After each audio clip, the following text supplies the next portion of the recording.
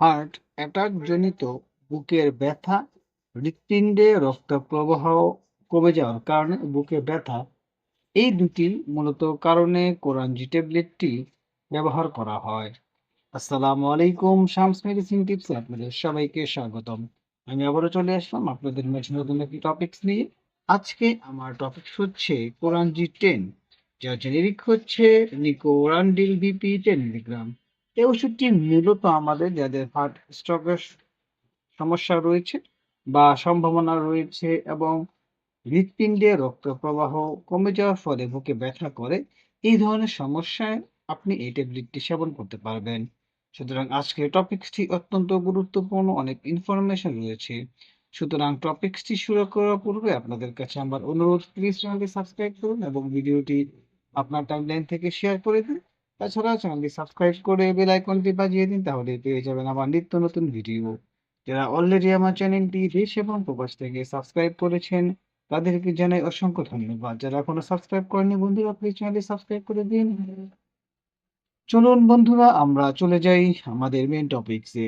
কোরানজি 10, যা জেনেরিক হচ্ছে রিকোরান্ডিল, একটি মৌখিক হৃদরোগ সংক্রান্ত ঔষধ যা হৃৎপিণ্ডে রক্ত প্রবাহ কমে যাওয়ার কারণে বুকে ব্যথা, এক ধরনের অ্যাঞ্জাইনা পেক্টোরিস প্রতিরোধ এবং দীর্ঘ মেয়াদী চিকিৎসার জন্য ব্যাপকভাবে নির্ধারিত হয়। এর সক্রিয় উপাদান হিসেবে রয়েছে নিকোরান্ডিল পটাশিয়াম চ্যানেল অ্যাক্টিভেটর, যাকে বলা হয় ভ্যাসোডিলেটর নামে পরিচিত ওষুধের এক শ্রেণীর অন্তর্গত। এই ওষুধগুলি রক্তনালীগুলিকে শিথিল এবং প্রশস্ত করতে সাহায্য করে, হৃৎপিণ্ডের পেশিতে রক্ত সরবরাহ উন্নত করে এবং হৃৎপিণ্ডের কাজে চাপ কমায়। এই পর্যায়ে বন্ধুরা আমরা যে বিষয়টি জানবো যে এই কোরানজিটেল কিভাবে কাজ করে থাকে। যেহেতু এর মধ্যে দুটি প্রক্রিয়ার মাধ্যমে কাজ করে থাকে, লিগুরান্ডিন দুটি প্রধান প্রক্রিয়ার মাধ্যমে কাজ করে। প্রথমটি হচ্ছে পটাশিয়াম চ্যানেল খোলা। এটি ধমনীর দেয়ালের মসৃণ পেশি কোষগুলিকে শিথিল করে ধমনীর ছোট ধমনীর প্রসারণ ঘটায়।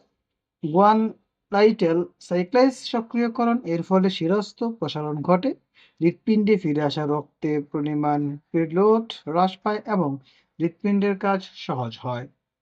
এই ক্রিয়াগুলির মাধ্যমে কোরানজি আহ হৃৎপিণ্ডের পেশির করোনারি রক্ত প্রবাহ এবং অক্সিজেন সরবরাহ বৃদ্ধি করে, যা অ্যাঞ্জাইনার পর্ব প্রতিরোধ সাহায্য করে এবং হৃৎপিণ্ডে বা হৃদরোগ আক্রান্ত রোগীদের ব্যায়াম ক্ষমতা উন্নত করে।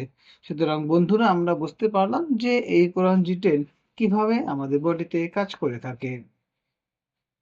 এ পর্যায়ে বন্ধুরা আমরা যে বিষয়টি জানবো সেটি হচ্ছে এর ব্যবহার, অর্থাৎ এটি কিভাবে কোন কোন ক্ষেত্রে ব্যবহার করা হয় সে বিষয়ে আমরা বিস্তারিত জানবো। অ্যাঞ্জাইনা পেক্টোরিস, বিশেষ করে যেসব রোগী বিটা ব্লকার বা ক্যালসিয়াম চ্যানেল ব্লকারের মতো প্রথম সারির চিকিৎসা দ্বারা পর্যাপ্তভাবে নিয়ন্ত্রণ নয়, অথবা যারা এই ওষুধগুলো সহ্য করতে পারে না। কিছু অঞ্চল এবং ক্লিনিক্যাল সেটিংস নিকোরান্ডিল হৃদযন্ত্রের কার্যকারিতা সমর্থন করার জন্য ব্যবহার করা যেতে পারে, যেখানে উন্নত রক্ত প্রবাহ এবং হৃদযন্ত্রের কাজের চাপ কমানো কাঙ্ক্ষিত, যদিও এর প্রাথমিক অনুমোদিত ব্যবহার অ্যাঞ্জাইনা ব্যবস্থাপনা রয়ে গিয়েছে। এ পর্যায়ে বন্ধুরা আমরা জানবো যে এর সেবনবিধি বা ডোজ, অর্থাৎ আপনি যদি এই স্ট্রোক বা বুকের ব্যথা প্রচুর পরিমাণ হয়, সেই ক্ষেত্রে এই যে ট্যাবলেটটি যদি আপনাকে ডক্টর প্রেসক্রাইব করেন, তাহলে আপনি কিভাবে সেবন করবেন। কোরাজি 10 মিলিগ্রাম ট্যাবলেট সাধারণত দিনে দুবার নেওয়া হয়, একবার সকালে, একবার সন্ধ্যায়, এবং খাবারের সাথে বা খাবার ছাড়াই খাওয়া যেতে পারে।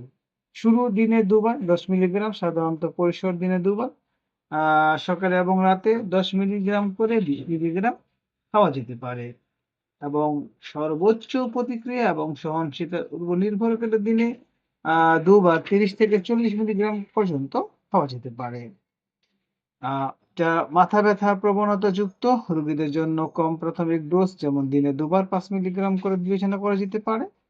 এবং শিশুদের জন্য নিকোরান্ডিল সাধারণত সুপারিশ করা হয় না, এবং বয়স্ক রোগীদের ক্ষেত্রে সতর্কতার সাথে ব্যবহার করা উচিত। সর্বনিম্ন কার্যকর ডোজ দিয়ে শুরু করা উচিত। অর্থাৎ এখানে 10 মিলিগ্রাম, 5 মিলিগ্রাম যে পরিমাণটা রয়েছে, এবং যাদের বয়স্ক রোগীদের ক্ষেত্রে অবশ্যই সর্বনিম্ন যে ডোজ রয়েছে সেই ডোজ দিয়ে শুরু করতে হয়। এই ডোজ কিভাবে সেবন করতে হবে, কি পরিমাণ খেতে হবে, সেটি আপনাকে অবশ্যই ডক্টর পরামর্শ বা ডক্টর সাহেব আপনাকে লিখে দিবেন। পার্শ্ব প্রতিক্রিয়া: আমরা জানি প্রতিটি মেডিসিনেরই পার্শ্ব প্রতিক্রিয়া রয়েছে, তেমনি করে কোরাজিটেন বিপরীত নয়। কোরাজিটেনের পার্শ্ব প্রতিক্রিয়ার মধ্যে রয়েছে মাথা ব্যথা, বিশেষ করে থেরাপির প্রথম কয়েকদিনের মধ্যে ফ্লাশিং বা মুখে ঘাড়ে উষ্ণতা, মাথা ঘোরা, দুর্বলতা, বমি ভাঙা ইত্যাদি। এটি স্বাভাবিক পার্শ্ব প্রতিক্রিয়া, এগুলো দেখা দিতেও পারে এবং অনেকের মাঝে সেটি নাও দেখা দিতে পারে। এ পর্যায়ে বন্ধুরা আমরা যে বিষয়টি জানবো যে সতর্কতা। আমরা জানি প্রতিটি মেডিসিন সেবন করার পর আমাদের কিছু সতর্কতা অবলম্বন করা উচিত। কারণ সতর্কতা আমাদেরকে বিভিন্ন সমস্যা থেকে বাঁচিয়ে রাখতে পারে।